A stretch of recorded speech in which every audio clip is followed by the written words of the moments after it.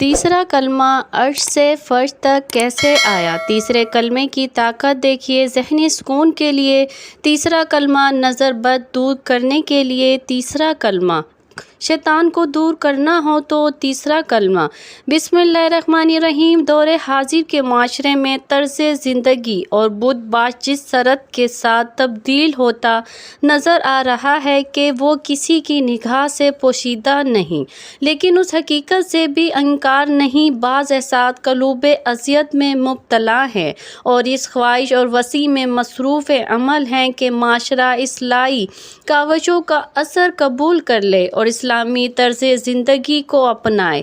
ذکر الہی دراصل قرب الہی کی خاطر اللہ کو یاد کرنے کا نام ہے، یعنی زبان پر حمد و تسبیح اور تکبیر و تہلیل کے کلمات کا جاری رہنا۔ ذکر کی فضیلت اس سے بڑھ کر اور کیا ہوگی کہ خود اللہ سبحانہ تعالیٰ بھی یاد کرے گا۔ پھر ارشاد باری تعالیٰ ہے کہ شکر کرو، ناشکری نہ کرو۔ شکر کا مطلب ہے کہ اللہ کی دی ہوئی نعمتوں اور خدا داد صلاحیتوں اور قوتوں کا اعتراف کرنا اور زبان سے تعریفی کلمات کا ادا کرنا۔ ان قوتوں اور صلاحیتوں کو اللہ کی نافرمانی میں صرف کرنا اللہ کی ناشکری یعنی کفران نعمت ہے، جس سے بچنے کا حکم دیا گیا ہے۔ واضح رہے کہ علماء کرام نے عوام الناس کے عربی سے ناواقفیت کی بنا پر ان کی سہولت اور آسانی کے لیے 6 کلموں کو مرتب کر کے نام رکھے تاکہ عوام الناس کے عقائد درست ہوں اور ان کے لیے ان کلموں کو یاد کر کے مختلف مواقع میں پڑھنا آسان ہو۔ البتہ یہ 6 کلمے مروجہ عوام میں مشہور ترتیب اور ناموں کے ساتھ قرآن و حدیث سے ایسے باقاعدہ ثابت نہیں ہیں، تاہم ان میں سے کچھ کے الفاظ احادیث مبارکہ میں مکمل طور پر موجود ہیں، جبکہ 5ویں اور 6ٹھے کلمے کے الفاظ مختلف احادیث میں متفرق طور پر موجود ہیں اور ان کے الفاظ کو احادیث مبارکہ میں ذکر کی گئی مختلف دعاؤں سے لیا گیا ہے۔ اس بنا پر ہر کلمہ دوسرے کلمے سے الفاظ کے اعتبار سے مختلف ہے، لیکن ہر ایک کلمے کی دوسرے کلمے کے ساتھ ایک مناسبت ہے۔ پہلے اور دوسرے کلمے میں اللہ تعالیٰ کی بندگی کا اقرار اور اس کی گواہی دینا ہے، جو کہ عین ایمان ہے۔ تیسرے کلمے میں اللہ تعالیٰ کی بزرگی اور اس کی حمد کا بیان کرنا ہے۔ چوتھے کلمے میں اللہ تعالیٰ کی توحید اور وحدانیت کا اقرار ہے۔ 5ویں کلمے میں اللہ تعالیٰ سے اپنے گناہوں پر استغفار ہے، جس کی پابندی انسان کو عمر بھر ضروری ہے، کیونکہ انبیاء کرام علیہ السلام کے علاوہ کوئی بھی انسان گناہوں سے معصوم نہیں۔ جبکہ 6ٹھے کلمے میں کفر سے برات کا اعلان ہے، کیونکہ اقرار ایمان کے ساتھ انکار کفر بھی ایمان کا لازمی حصہ ہے۔ ذکر اللہ تعالیٰ کے قرب و رضا اور انسان کی روحانی ترقی کا مؤثر ترین ذریعہ ہے۔ قرآن کریم کی متعدد آیات ذکر اللہ کی کثرت کی ترغیب میں آئی ہیں۔ جناب رسول اللہ صلی اللہ علیہ وآلہ وسلم نے بھی اپنے قول و عمل سے ذکر اللہ کی ترغیب اور تلقین فرمائی ہے۔ چنانچہ حضرت عبداللہ بن بصر رضی اللہ عنہ سے روایت ہے کہ آپ نے فرمایا، تمہاری زبان اللہ کے ذکر سے تر رہے۔ حضرت معاذ بن جبل رضی اللہ عنہ بیان کرتے ہیں کہ میں نے رسول اللہ صلی اللہ علیہ وآلہ وسلم کی خدمت میں عرض کیا، اعمال میں سے کون سا عمل اللہ تعالیٰ کو زیادہ پسندیدہ ہے؟ آپ صلی اللہ علیہ وآلہ وسلم نے ارشاد فرمایا، تمہاری موت اس حال میں آئے کہ تمہاری زبان اللہ کے ذکر سے تر ہو۔ کثرت سے ذکر کی تو کوئی حد نہیں ہے، اس میں ہر شخص اپنی استعداد کے مطابق کثرت کر سکتا ہے۔ البتہ بعض کلمات ذکر کی فضیلت ایسی ہے کہ ان کی قلیل مقدار بھی ثواب کے بڑے ذخیرے جمع کرنے کے مترادف ہیں۔ ان میں سے بہت سے کلمات ذکر کے متعلق احادیث مبارکہ میں ان کی مقدار اور فضیلت بیان فرمائی گئی ہے۔ انہیں کلمات کلمات میں سے روزانہ کے مختلف اذکار، تسبیح، تحمید، تکبیر، تحلیل، استغفار اور درود شریف کے بارے میں مختلف اعداد بھی بیان کیے گئے ہیں، اور بہت سی احادیث میں صبح اور شام 100 مرتبہ تسبیح، تحمید، تکبیر، تحلیل، استغفار اور درود شریف کی ترغیب دی گئی ہے۔ ذیل میں ان اذکار سے متعلق احادیث کو بالترتیب ذکر کیا جاتا ہے۔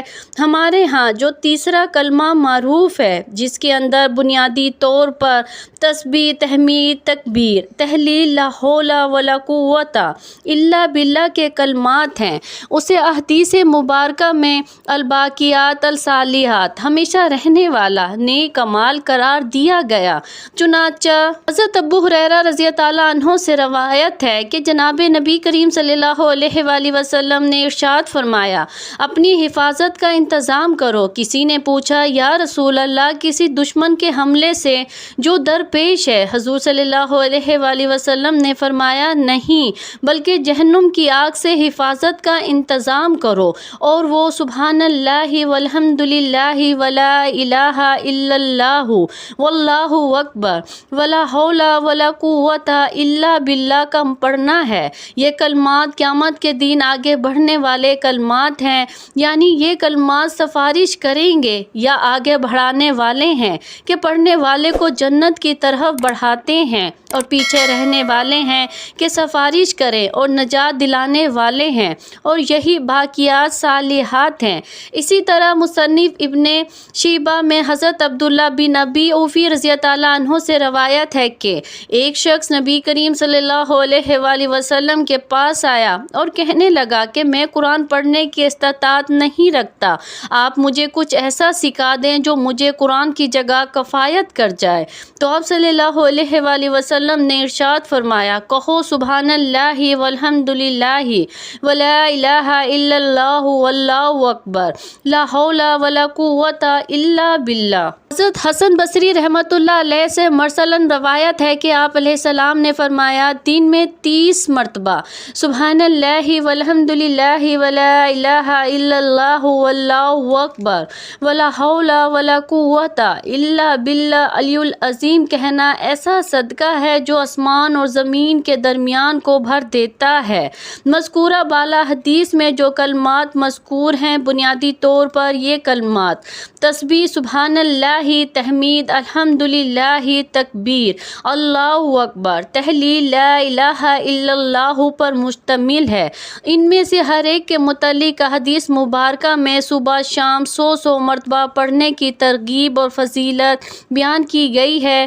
لا حول ولا قوت الا باللہ العلی العظیم کو جنت کا خزانہ قرار دے کر اس کے ذکر کی کثرت بھی احادیث میں ترغیب آئی ہے، جو کہ حسب ذیل ہے۔ حضرت عبداللہ بن عمرو بن العاص رضی اللہ عنہ سے مروی ہے کہ جناب نبی کریم صلی اللہ علیہ وآلہ وسلم نے ارشاد فرمایا، جو شخص 100 مرتبہ صبح اور 100 مرتبہ شام کو سبحان اللہ کہے، وہ 100 حج کرنے والے کی ماند ہے۔ جو آدمی صبح اور شام 100 مرتبہ الحمدللہ کہے، وہ اس شخص کی طرح ہیں جس نے اللہ تعالیٰ کے راستے میں 100 مجاہدوں کو گھوڑوں پر سوار کیا، یعنی انہیں سواری دی، یا فرمایا وہ 100 غزوات لڑنے والے غازی کی طرح ہیں۔ جو شخص صبح اور شام 100 مرتبہ لا الہ الا اللہ کہے، وہ اس آدمی کی طرح ہے جس نے حضرت اسماعیل علیہ السلام کی اولاد سے 100 غلام آزاد کیے، اور جس نے صبح اور شام 100 مرتبہ اللہ اکبر کہا، تو اس دن اس سے اچھا عمل کسی نے نہیں کیا، البتہ وہ شخص جو یہ کلمات اسی طرح کہے یا اس سے زائد بار کہے۔ حضرت ابو موسیٰ اشعری رضی اللہ عنہ سے روایت ہے کہ جناب نبی کریم صلی اللہ علیہ وآلہ وسلم نے مجھ سے فرمایا، کیا آپ کو ایک ایسا کلمہ نہ بتاؤں جو جنت کے خزانوں میں سے ایک خزانہ ہے؟ میں نے عرض کیا، یا رسول اللہ، ضرور بتائیں۔ آپ نے فرمایا، وہ کلمہ ہے لا حول ولا قوت الا باللہ۔ حضرت ابو ہریرہ رضی اللہ عنہ سے روایت ہے کہ جناب نبی کریم صلی اللہ علیہ وآلہ وسلم نے فرمایا، لا حول ولا قوت الا باللہ کثرت سے پڑھا کرو، یہ جنت کے خزانوں میں سے ایک خزانہ ہے۔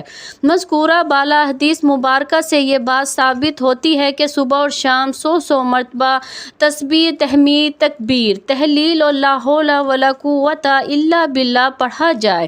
نیز حدیث مبارکہ میں آئے ہوئے کلمات الباقیات الصالحات سبحان اللہ والحمد للہ ولا الہ الا اللہ واللہ اکبر ولا حول ولا قوت الا باللہ میں یہ ساری باتیں موجود ہیں، لہٰذا اگر 100 مرتبہ الباقیات الصالحات کو پڑھ لیا جائے تو مذکورہ بالا حدیث کے مطابق عمل بھی ہو جائے گا اور ان کی فضیلت حاصل ہو جائے گی۔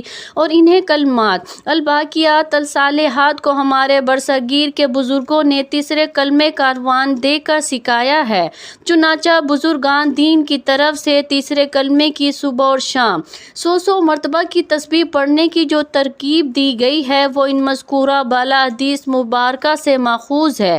تیسرے کلمے کے کرشمات میں سفر کے لیے ٹرین میں چڑھا، ایک جگہ بیٹھ گیا، وہاں پر کافی لوگ بیٹھے تھے، میں تسبیح نکال کر پڑھنے بیٹھ گیا۔ میں نے کہا میں اصل میں ایک ایسا ذکر کر رہا ہوں جس کے یہ فائدے ہیں، جو اس کو سبحان اللہ 100 دفعہ پڑھ لے اور پڑھنے میں 3-4 منٹ لگتے ہیں۔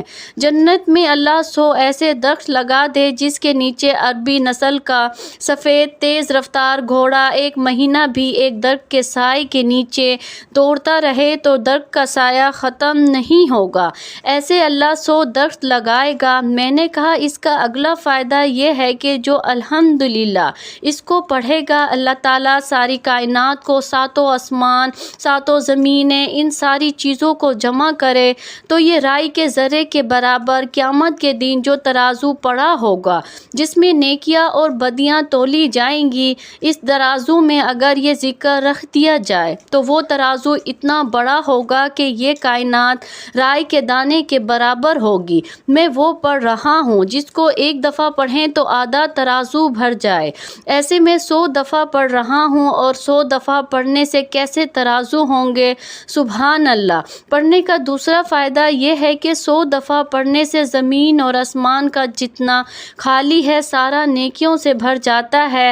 پھر میں نے اللہ اکبر نہیں بتایا، میں نے کہا میں ایک ایسا وظیفہ پڑھ رہا ہوں جس کو چند لمحے چند منٹ لگتے ہیں، لیکن پڑھنے والے کو وہ نور ملتا ہے۔ قیامت کے دن سارا جہاں اندھیرے میں ہوگا اس کے پاس نور ہوگا اور یہ تقسیم کرے گا اور اس کے پڑھنے والے کو اللہ عرش کا سایہ دے گا، اور سارا جہاں دھوپ میں ہوگا، زمین تانبے کی ہوگی، اللہ کا جلال ہوگا اور کوئی وارث نہیں ہوگا سوائے مدینے صلی اللہ علیہ وآلہ وسلم والے کے، اور یہ وہ ذکر ہے جس میں عرش کا سایہ نصیب ہوگا۔ ایک فائدہ یہ ہے کہ دنیا کے سارے غم، فکرے، درد، سوز، پریشانیاں، مسائل، مشکلات، تکلیفیں، جادو، بندشیں، اولاد کے مسئلے، گھر کے مسئلے، رزق کے مسئلے، صحت کے مسئلے، نوکری کے مسئلے، تجارت کے مسئلے، زندگی کی ناکامیاں، مشکلات، یہ سارے مسائل لا حول ولا قوت الا باللہ العلی العظیم، اور باقی 99 جو فائدے ہیں اللہ نے اٹھا لپیٹ کر رکھ دیے ہیں۔ کیوں؟ یہ دنیا چھوٹی، اس کی بقا چھوٹی، اس کی مشکل چھوٹی، اس کے مسئلے تھوڑے، دنیا تھوڑی، اس کے غم تھوڑے، دنیا تھوڑی، اس کی خوشیاں تھوڑی، آخرت بڑی، اس کی مشکلات بڑی، آخرت بڑی، اس کی خوشیاں بڑی۔ اب جب میں انہیں فائدے بتائے، کہنے لگے کمال ہے، آپ نے تو بڑے اچھے انداز میں فائدے بتائے ہیں۔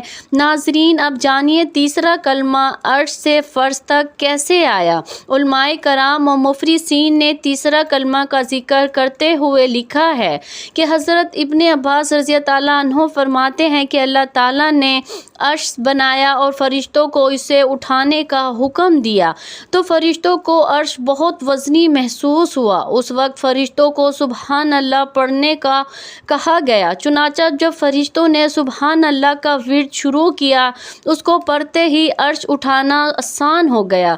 فرشتے برابر اس کلمے کو پڑھتے رہے یہاں تک کہ حضرت آدم علیہ السلام وجود میں آئے اور ان کو چھینک آئی تو حضرت آدم علیہ السلام کو الحمدللہ پڑھنے کا حکم دیا۔ اس کے جواب میں اللہ تعالیٰ نے فرمایا یرحمک اللہ۔ یاد رہے جب فرشتوں نے حضرت آدم علیہ السلام سے یہ کلمہ الحمدللہ سنا تو سبحان اللہ کے بعد الحمدللہ بھی پڑھنے لگے۔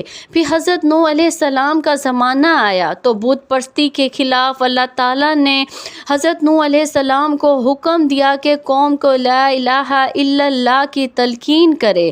فرشتوں نے جب حضرت نوح علیہ السلام سے لا الہ الا اللہ کو سنا تو اس کو بھی ملا کر پڑھنا شروع کر دیا۔ یاد رہے فرشتوں کے پاس 3 کلمات تھے، سبحان اللہ والحمد للہ ولا الہ الا اللہ۔ فرشتے یہ 3 کلمات کی تسبیح کرتے رہے۔ وقت گزرتا گیا، جب حضرت ابراہیم علیہ السلام کا زمانہ آیا، حضرت ابراہیم علیہ السلام کو حضرت اسماعیل علیہ السلام کی قربانی کا حکم ملا۔ تعمیل کرنے لگے تو جنت سے جبرائیل علیہ السلام دنبا لے کر آئے، اسماعیل علیہ السلام کی جگہ اس کو قربان کر دو۔ حضرت ابراہیم علیہ السلام کی زبان سے خوشی سے نکلا اللہ اکبر۔ جب فرشتوں نے حضرت ابراہیم علیہ السلام سے اللہ اکبر سنا تو اس کو بھی ملا لیا اور یوں پڑھنے لگے، سبحان اللہ والحمد للہ ولا الہ الا اللہ واللہ اکبر۔ اب فرشتے ان 4 کلمات کی تسبیح کرتے رہے۔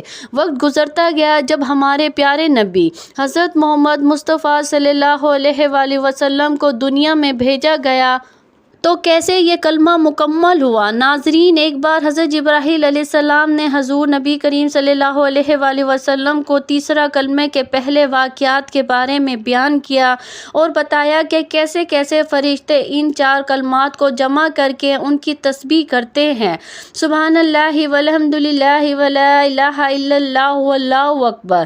ناظرین محترم، جب آپ صلی اللہ علیہ وآلہ وسلم نے ان 4 کلمات کی تسبیح کو سنا تو آپ صلی اللہ علیہ وآلہ وسلم نے اظہار تعجب کے لیے فرمایا، لا حول ولا قوت الا باللہ العلی العظیم۔ ناظرین، جب فرشتوں نے نبی کریم صلی اللہ علیہ وآلہ وسلم سے یہ آخری حصہ سنا تو اس حصے کو بھی ملا کر تیسرا کلمہ تمجید کی صورت میں بنا دیا اور ان کلمات کی تسبیح کرنے لگے جو جاری و ساری ہے۔ اللہ پاک ہمیں بہتر عمل کرنے کی توفیق عطا فرمائے اور ہمیں نیکوکاروں میں شامل کرے، آمین۔ ناظرین، کمنٹس باکس میں اللہ تعالیٰ کے 99 ناموں میں سے ایک نام ضرور ٹائپ کرے۔ جزاک اللہ خیر۔